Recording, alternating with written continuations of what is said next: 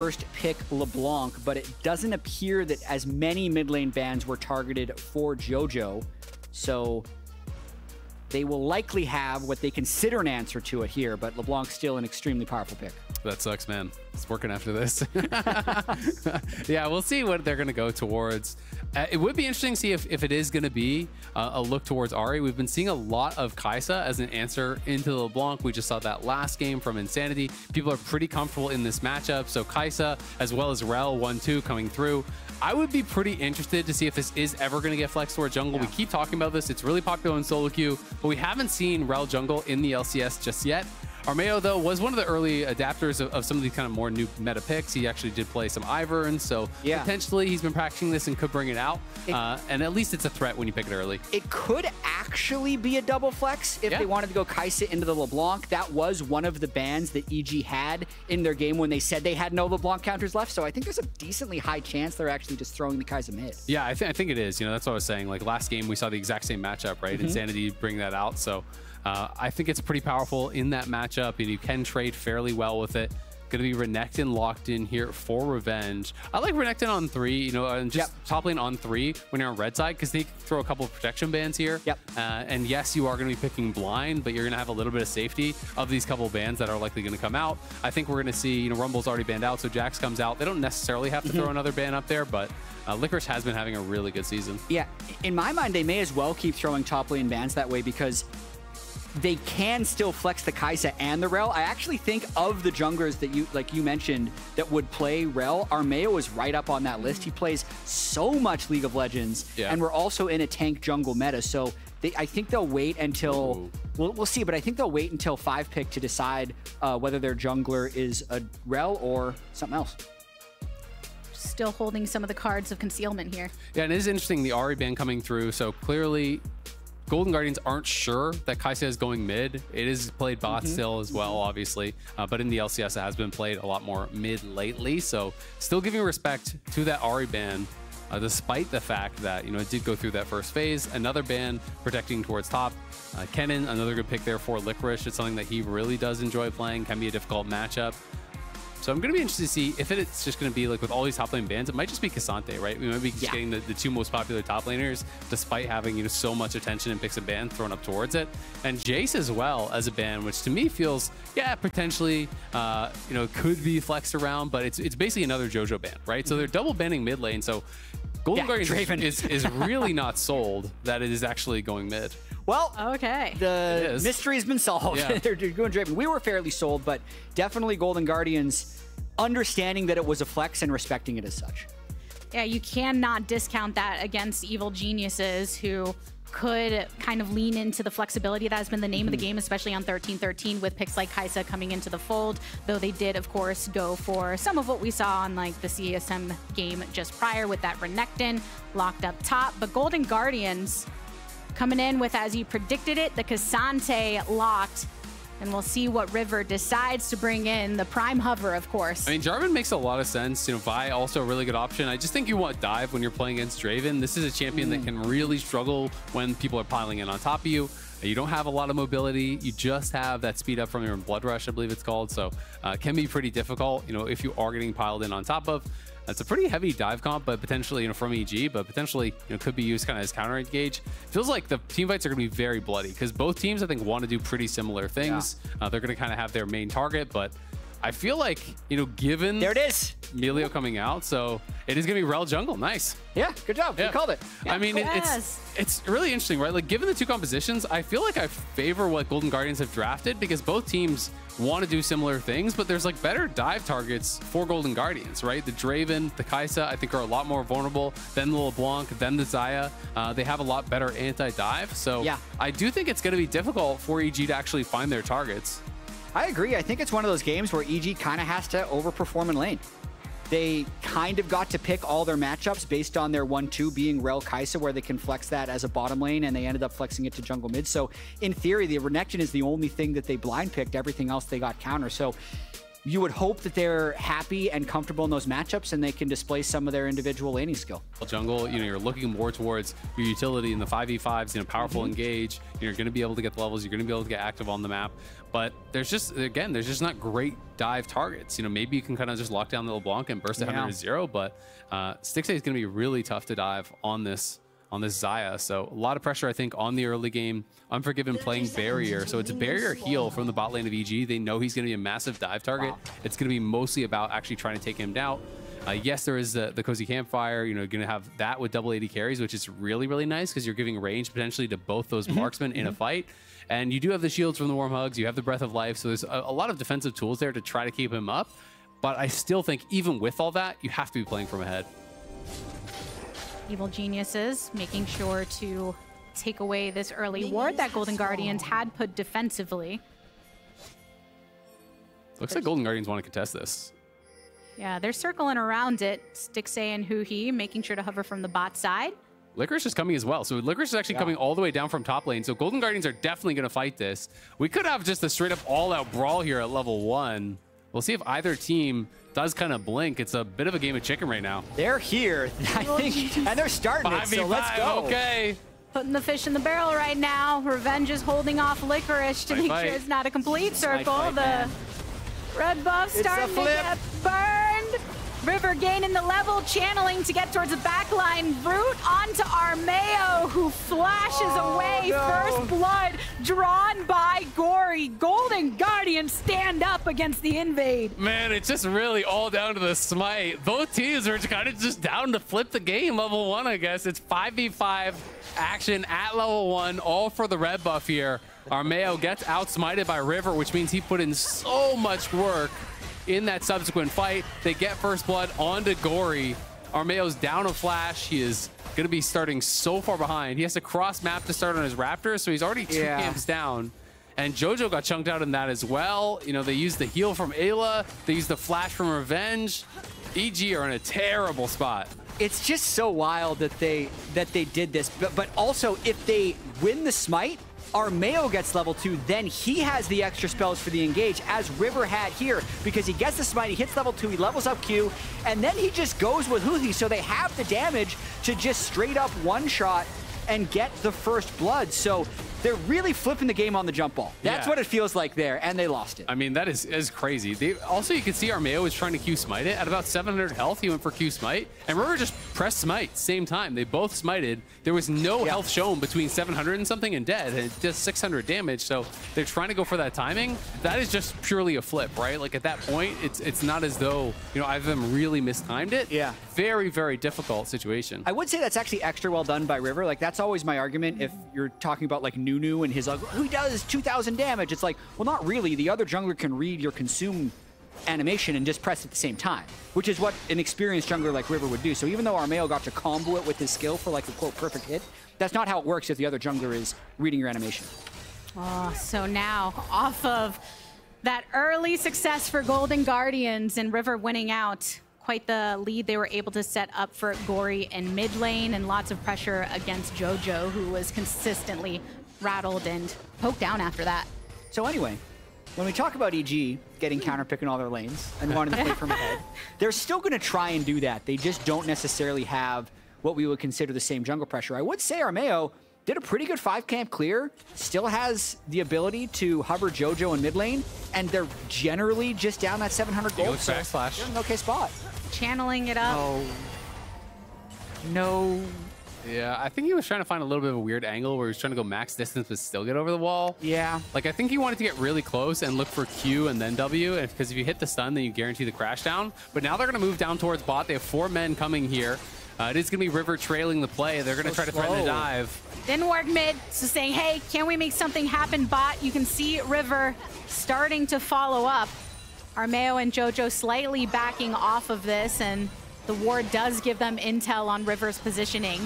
So Armao is the first to go in to stun up River and just make sure that Huhi and Stixxay cannot follow up on this. this is a rough start for EG. They just invested so much time. They gave up mid prior for that. Armao has heavily delayed his recall. That feels like one of those things where they've actually played the Draven, Melio, Rel in scrims, and they've stacked the wave and they've dove perfectly. The play just wasn't there. They're a little bit behind the pace from the level 1, and they've wasted even yet more time. Yeah, and they're trying to problem solve, obviously, from a terrible level 1, trying to find plays. You know, Armao spending a lot of time there trying to look for action, but can't quite find it, as River was on that side of the map. If River hadn't been trailing, I think you can make that play happen, but because he is, they don't want to risk it. If you go for that dive, he's too close. He has flash. He'll get there. It'll likely be a disaster. So I do think it's the right call to pull it off. But as you say, time invested there. And Jojo, who's normally massively ahead in lane, like he's been dominating in the 1v1s. His opponent got first blood. He got chunked out. Now he moves from the wave. And Jojo in the lane is kind of screwed. Like he's down 20 CS at 5 minutes. And now River starting up on that dragon. Gori falling into some trouble to get that passive popped, but Huhi's hovering. We've seen Huhi always be ready to unlock himself from lane to create this pressure across mid. Jojo's level 4 and Gori's level 6. Isn't it weird how other mid laners keep having bad games against Gori? I think we talked about this in Champ Select. It's so strange. You don't say. This one is it's a little biased because of the level 1 gave him the first blood. That's a big difference. And he was chunked out as well, so I think this game was pretty doomed from level 1 for the laning phase, but we'll see what Jojo can do to try to bring it back. Obviously, it's going to be very difficult, you know, and that's why I think Armao was playing around mid. They want to be able to look for these kills, but especially now that Gori's 6, it's so hard to be able to actually kill this guy. When you're behind, you can't 100 to 0 him. He has double distortion. Like, he would have to use both his W's, and then Armao would have to be there at the immediate time, and they'd have to look for 100 to 0 play, which I think is just never going to happen. I will also say, though, if Gori has a huge game and EG lose their second game in a row to first pick LeBlanc, they are not letting LeBlanc through the next time they're on red side. I guarantee you. What is it? Fool me once, shame on you. Fool me twice, shame on me. Yeah. They won't let the third time come around. But still early enough. We're at 7 minutes into the game. Dragon was not claimed because of both of the supports kind of hovering around that mid side. But it's difficult for the position that Jojo is in. We've seen what Kai'Sa can do when ahead. We've seen the difficulty when behind. We've seen the plays that can happen on top side when River is given this attention to Licorice. Revenge over, and Dominus does manage to slice through Licorice, and River has to flash over towards the River himself. Oh my God. Not going the way of GG. No, I mean, Licorice missed his Q3 and then used his all out so early when Revenge still had all his spells. You're supposed to tank a little bit of damage. He uses his spells, then you go all out, you sustain through it. But when you just put yourself low like that, it can go so bad. Gori does spot Armao with the sweeper, but the 1v2 kill for Revenge gets him a lot of pressure on top side. Now they're looking to dive bot. Exactly. The pressure translates because it's like the gank happens, so maybe they can win on 2 sides. Now Armao trying to get the lock onto Stixxay. Airborne he goes, but the damage coming out. Huhi sets it up for Armao to be drawn down. Stixxay with no summoners available. River trying to focus onto Unforgiven. Gori coming over the wall. There's no Jojo to be seen, and Unforgiven sees 2 members of EG. Nice on his tail. One more pop will do it. Gori grabs the kill. Yeah, they really wanted to force that dive, but it's kind of a swing and a miss there from Armao. He goes for the Q to set it up, but Stixxay flashes it. The crash down comes down anyway, so you can tell he's kind of just mashing the button. Zaya was 6th, though, and that's going to make it so hard to play. Plus, Unforgiven, he just lost 150 sacks off that dive because he did not get a cash out, so this one really hurts. Just the ulti spent, I think, way too early there, not respecting the damage, was Licorice, and Licorice tries to go in, tries to make the play happen. Obviously, he wanted to hit with the Q3 and then ult him back towards the tower. That didn't happen, but then they try to force dive on the other side. Yeah, as you can see here, Stixxay is level 5 at the very beginning of this dive, but then as they go in, they get the kill, which gives him level 6, which just makes things bad to worse. It looked like it could have been a momentum swinging sequence, which is why EG went for the big swing, but they bite off too much.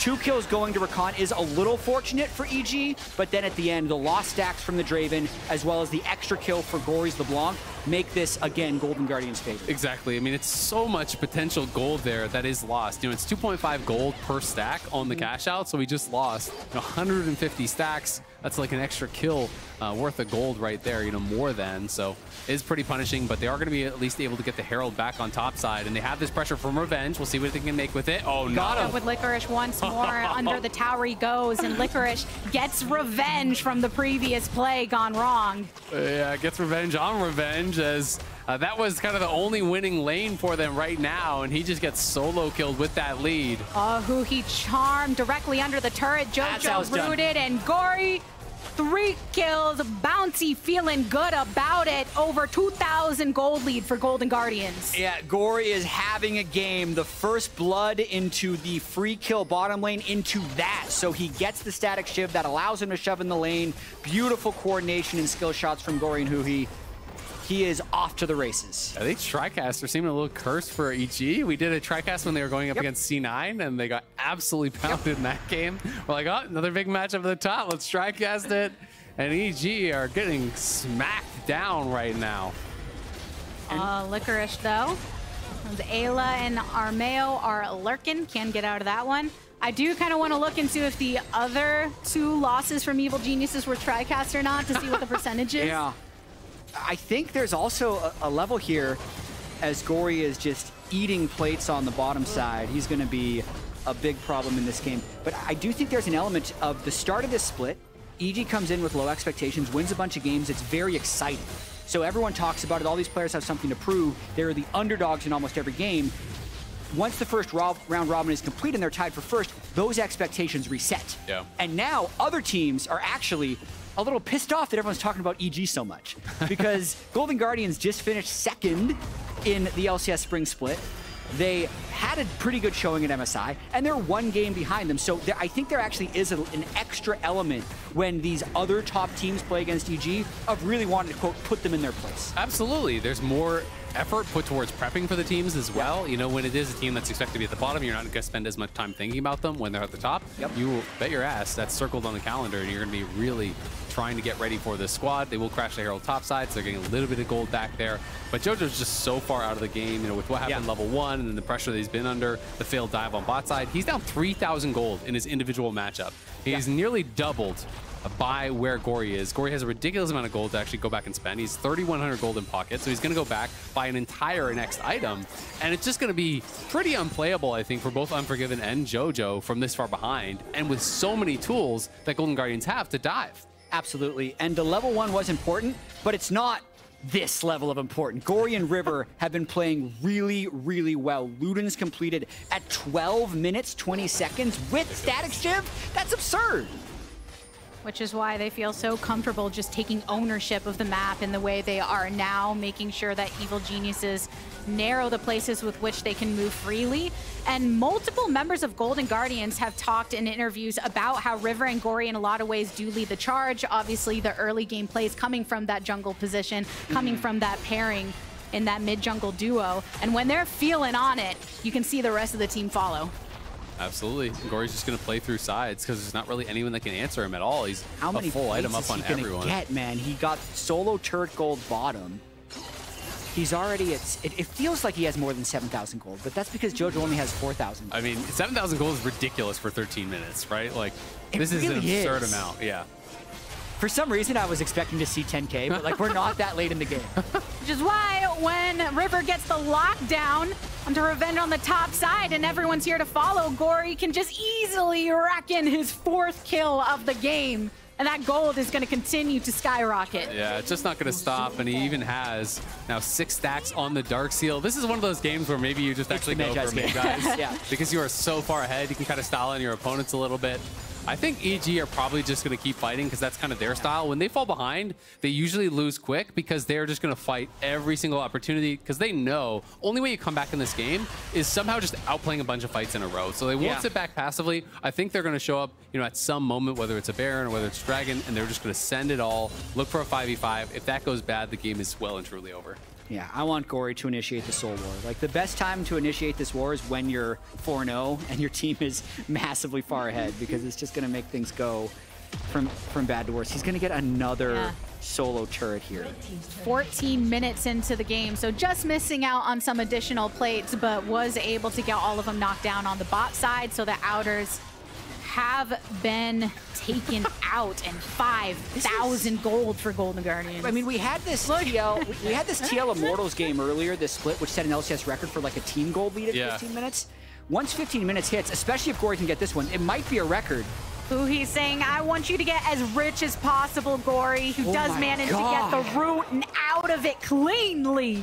I mean, it is crazy. It's not even just that he's this far ahead of his opponent. He's this far ahead of his own team, too. He just has such a ridiculous amount of gold for this early in the game. He's been getting absolutely everything. He's going to get the tier 2 tower, or at least close to it as well, as Eyla's trying to defend mid, but Huhi is here, so EG are in shambles. His Golden Guardians are just taking everything on the map. He got the tier 2 as well, so he's at 9,500 gold. He's more than double Jojo. Armao making an attempt with a Magnet Storm, but gets charmed. River continuing to slap him, but is knocked away into the backline. Revenge wants to make the play, but rooted, stunned up, and more. Jojo coming on in. Can he grab Huhi? Can he grab more? It's a double kill for Stixxay. Golden Guardians take out 3, and it's just the bot lane of EG retreating towards the turret.